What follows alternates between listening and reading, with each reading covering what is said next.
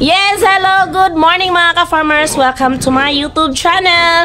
No, so for today's video, meron naman po meron naman po tayong pag-usapan about po sa ipil-ipil, no? So, anong halaga ng ipil-ipil bilang pagkain ng isang baboy, no? So, itong ipil-ipil ay kahit saan po ito natin makikita or makukuha sa ating mga kahit saang banda ng ating kapaligid, no? So, meron pala itong mabisang sustansya na makukuha para po sa ating baboy.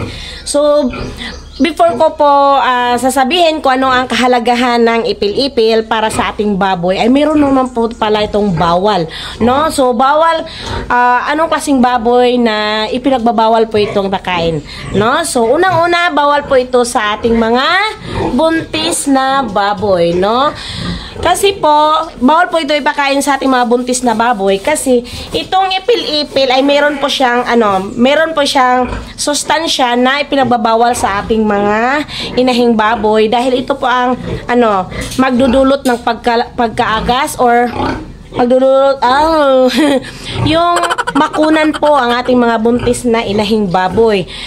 Ito po ay isang sustansya na kilala nating mimosine, basta yun po. Yung makapagbigay dulot ng pagkaagas ng ating mga inahing baboy. No? So, take note po na bawal po ito sa ating mga buntis na inahing baboy. So, ang pangalawang baboy na hindi natin dapat bigyan ng ipil-ipil yung ating mga barako.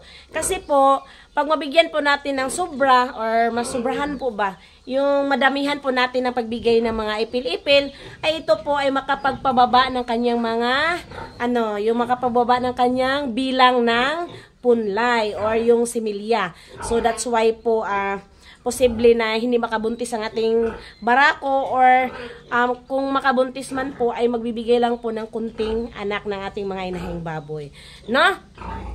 At sa ating pagbibigay ng mga ipil-ipil sa ating mga baboy ay kailangan 2 times a week lang po, no? So, itong ipil-ipil ay dapat lang nating ibigay sa ating mga fatteners, no? Kasi po itong ipil-ipil ay maraming sustansya na makukuha. So, at ito namang ipil-ipil ay pwede nating gawing powder, no? So, patuyuin muna natin, tapos gawing powder, at saka pwede nating ihalo sa ating mga pagkain ng ating baboy. So, kapag presko naman ang ating mga ipil-ipil, ay pwede naman nating ibigay agad ito. Pero, 2 times a week lang po nating ibigay para hindi po siya masubraan. Dapat nating malalaman talaga ang ipil-ipil ay nagtataglay ng mataas na bahagdan ng protina at vitamin A, no? So, take note po.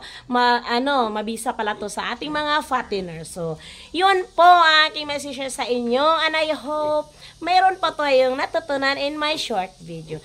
So, before I end this video, please subscribe my YouTube channel, Idilita Pelegrino. Click the notification bell para updated po tayo sa mga susunod ko na mga videos. Now, so, thank you for watching and God bless us all.